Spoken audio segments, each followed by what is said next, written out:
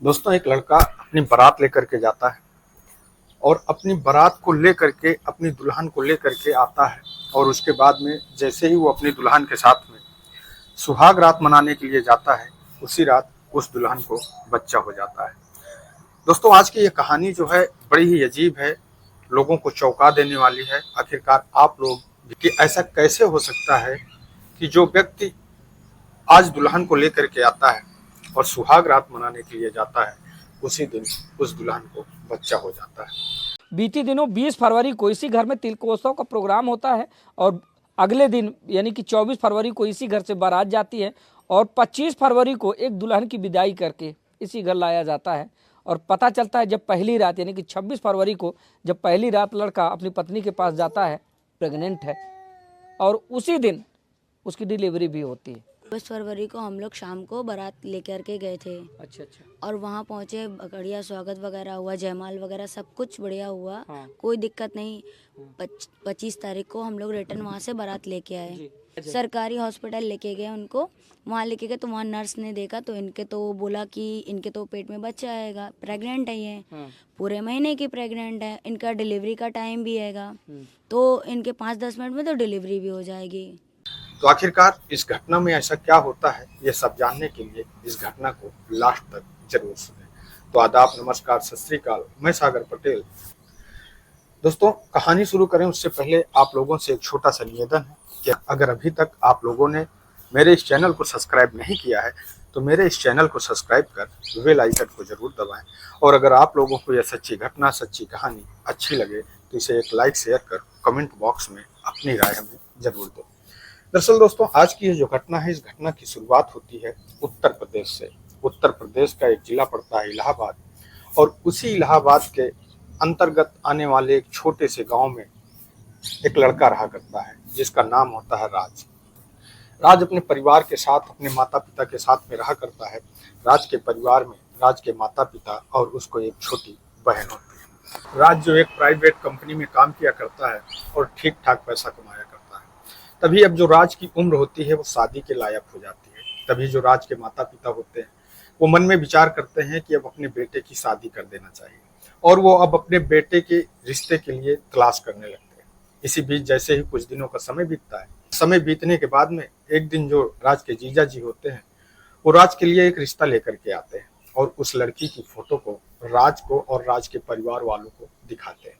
जैसे ही राज के परिवार वाले होते हैं और जो राज होता है उस फोटो को देखता है, अब वो लड़की उन सभी लोगों को पसंद आ जाती है। उसके बाद में रिश्ते की बात चलती है। अब जो उस लड़की के माता पिता होते हैं वो राज के परिवार से मिलते हैं, और जो राज के माता पिता होते हैं वो उन लोगों से मिलते हैं। इस तरीके से अब उस शादी की बात चलने लगती है। पर जैसे ही शादी की बात चलती है, अब उसमें कुछ दहेज का लेन देन का मामला होता है, जिस वजह से वो शादी फिक्स नहीं होती और शादी कुछ दिनों के लिए रुक जाती है। जैसे ही कुछ दिन का समय बीतता है, अब जो लड़की होती है जिसका नाम नंदिनी होता है, अब जो नंदिनी के माता पिता होते हैं वो एक बार फिर राज के परिवार से मिलते हैं, और उसके बाद में अपने आप में समझौता करके फिर राज के परिवार से मिलते हैं, और इस प्रकार से फिर से वो उस रिश्ते को करने के लिए तैयार हो जाते हैं। अब जैसे ही उस रिश्ते की हो जाती है, अब जो राज के परिवार के लोग होते हैं वो लोग नंदिनी के घर नंदिनी की गोद भराई करते हैं। नंदिनी को एक मंदिर में बुलाते हैं और मंदिर में ही नंदिनी की गोद भराई कर दी जाती है, छेका कर दिया जाता है। गोद भराई के 4 महीने के बाद 24 फरवरी को जो राज होता है वो नंदिनी के घर बारात लेकर के जाता है, और 25 फरवरी को बारात की विदाई होती है। बारात की विदाई होने के बाद में नंदिनी को लेकर के अपने घर पर आता है। अब जो राज के घर वाले होते हैं, उसके माता पिता होते हैं, जो घर के थोड़े बहुत काम होते हैं, पूजा पाठ होता है, कथा वगैरह होती है, वो होता है। उसके बाद में जैसे ही रात होती है, रात होने के बाद में जो नंदिनी काफी थकी हुई होती है वो जा करके अपने कमरे में सो जाती है। राज वहां पर जाता है तो राज देखता है कि नंदिनी सो रही होती है। तभी वो कहता है कि हो सकता है कि नंदिनी रात भर जगी है, क्योंकि मैं भी जगा हूँ, रात भर शादी का काम था, इस वजह से शायद नंदिनी को नींद आ गई है। और फिर वो चुपचाप वो भी सो जाता है। जैसे ही सुबह होती है, जो राज होता है वो अपनी बहन, उससे जो उसकी बहन होती है उससे मजाक करती है। तब जो राज होता है वो अपनी बहन से बताता है कि देखो, हमारे और भाभी के बीच में ऐसा कुछ नहीं हुआ है, क्योंकि जो नंदिनी है उसको नींद आ रही थी, शायद वो जगी थी, थकी थी। उसकी बहन सोचती है कि हो सकता है कि भाभी रात भर जगी हैं इसलिए शायद परेशान हो। वो भी ऐसे ही सोचती है और इस प्रकार से जैसे ही 26 तारीख का सुबह होता है, अब जो नंदिनी होती है, नंदिनी के पेट में दर्द होने लगता है। अब नंदिनी राज से कहती है कि उसके पेट में दर्द हो रहा है। तब जो राज होता है अपने गांव के ही डॉक्टर के पास में जाता है और उससे कुछ दवाएं लेता है और दवाएं लेने के बाद में वो नंदिनी को ला करके देता है। नंदिनी जैसे ही उन दवाओं को खाती है, थोड़ी देर के लिए उसके पेट का दर्द थोड़ा सा राहत होता है, पर थोड़ी सी देर के बाद ही उसके पेट में बहुत तेज से दर्द होने लगता है। तभी जो नंदिनी होती है वो राज से कहती है कि हमें हमारे मामा के घर ले चलो, हमें हमारे गांव ले चलो, हमें हमारे घर छोड़ दो। तब जो राज की बहन होती है, राज के माता पिता होते हैं, राज होता है, वो उन लोगों को, नंदिनी को समझाने की कोशिश करते हैं कि देखो रात हो चुकी है, हम आपको अस्पताल लेकर के चलते हैं, आपकी दवा करवा देते हैं, हमने आपके घर वालों को फोन कर दिया है, अभी वो लोग आ जाएंगे। पर नंदिनी जो एक ही रट लगा करके बैठती है कि हमें हमारे घर चलना है, हमें हमारे गांव चलना है, हमें हमारे मामा के घर ले चलो, जो पापा ने हमारी दहेज में गाड़ी दी है हमें उस गाड़ी में लेकर के चलो। इस बात से लेकर के अब राज को गुस्सा आने लगता है। तभी जब नंदिनी उससे बार बार प्रेस करती है, उसकी बात को मानने के लिए तैयार नहीं होती है। नंदिनी यहाँ तक कहने लगती है कि तुम लोग इसी प्रकार बातों में हमारा समय तोड़ते रहोगे और हमें यहाँ पर मार डालोगे। मैं आप लोगों से कह रही हूँ कि मुझे मेरे मामा के घर छोड़ दो, मुझे मेरे घर छोड़ दो। तब जो राज होता है वो समझ चुका होता है कि नंदिनी को इतना ज्यादा दर्द है, उसे इतनी ज्यादा तकलीफ है, शायद वो बाइक में नहीं जा पाएगी क्योंकि रात का वक्त होता, रात हो रही होती है और उसे ठंड भी लग सकती है। इसलिए तभी वो अपने गांव के एक व्यक्ति से बात करता है। दरअसल दोस्तों, वो जो व्यक्ति होता है उसके पास में ऑटो रिक्शा होता है और वो भाड़े पर ऑटो रिक्शा को चलाया करता है। अब वो उस व्यक्ति से बात करता है और उसके रिक्शे को बुक करता है और बुक करने के बाद में वो नंदिनी को उस रिक्शे में बैठा करके उसके गांव के लिए निकल पड़ता है।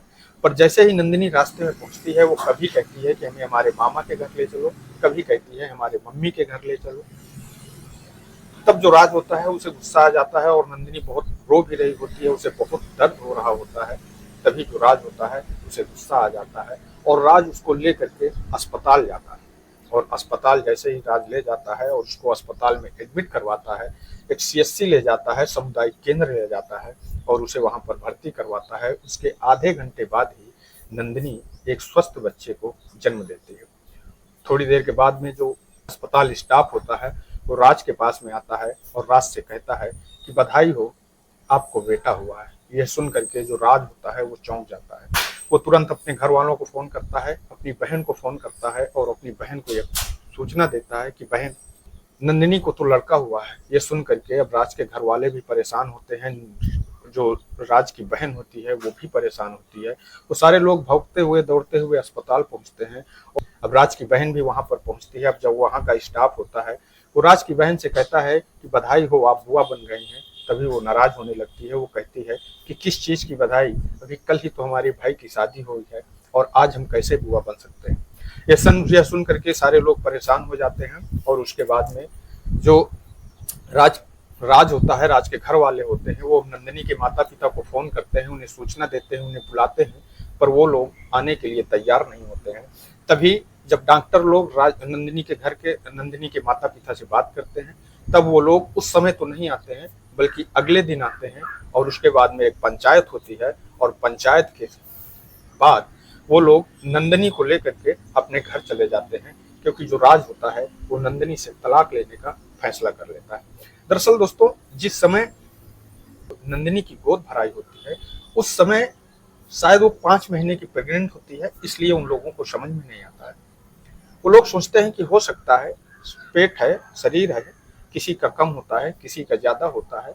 और जिस समय वो बारात लेकर के जाता है उस समय उन लोगों को बाद में ये चीज एहसास होती है कि आखिरकार जो नंदिनी होती है, सारी लड़कियां, सारी औरतें लहंगे को नीचे से पहनती हैं, कमर से पहनती हैं, पर उस वक्त नंदिनी जो लहंगा पहनती है वो अपने पेट के ऊपर सीने के पास से पहनती है। नंदिनी, राज की बहन बताती है कि हमें ऐसा लगता है कि शायद हो सकता है कि फरवरी है, हल्की ठंडी है और शायद उनको ठंडी लग रही हो, इस वजह से ये लहंगा इन्होंने ऊपर से पहना हो और इस वजह से हम लोगों को यह समझ में नहीं आता है कि भाभी इस तरीके से हैं या फिर प्रेग्नेंट है।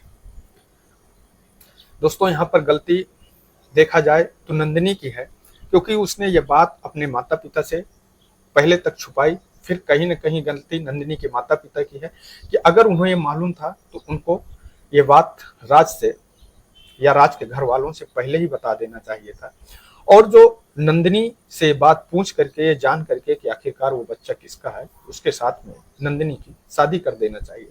और कहीं न कहीं नंदिनी की भी गलती है कि उसको ये बात पहले ही अपने माता पिता से बता देनी चाहिए।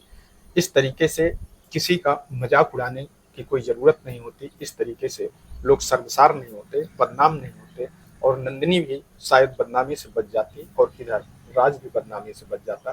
तो दोस्तों, इस कहानी को सुनाने का उद्देश्य किसी को ठेस पहुंचाना नहीं है, किसी को दुख पहुंचाना नहीं है, बल्कि आप लोगों को सजग करना है, सतर्क करना है। मैं आपका दोस्त सागर पटेल इन्हीं शब्दों के साथ में आपसे विदा लेते हैं। कल फिर मिलेंगे किसी एक नई कहानी के साथ में, किसी एक नई सच्ची घटना के साथ में। तब तक के लिए नमस्कार, जय हिंद, जय भारत।